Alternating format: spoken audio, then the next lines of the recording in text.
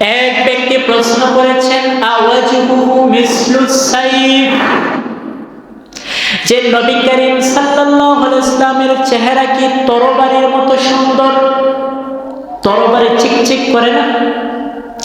এই জন্য সাহাবী প্রশ্ন করেছেন যে নবীজির চেহারা কি তরবারির মতো সুন্দর কিনা?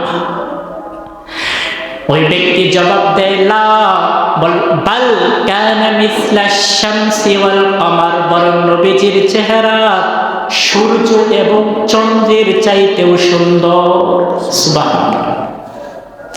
জাবের ইবনে সামুরা তিনি হাদিস বর্ণনা করেছেন, তিনি বলেছেন, রাআইতু রাসূলুল্লাহ সাল্লাল্লাহু আলাইহি ওয়াসাল্লাম ফি লাইলাতিল ইদহিয়ান, একবার জ্যোৎস্না রাতে আমি বের হলাম। কোন রাত? জ্যোৎস্না রাত।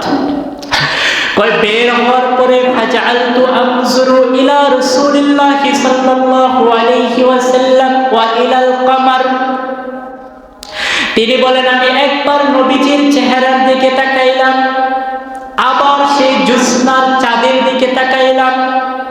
ফাজআলতু আনজুরু ইলা রাসূলিল্লাহ সাল্লাল্লাহু আলাইহি ওয়াসাল্লাম ওয়া ইলাল কমার, আমি একবার নবীজির দিকে তাকাই, একবার জ্যোৎস্নার চাঁদের দিকে তাকাই।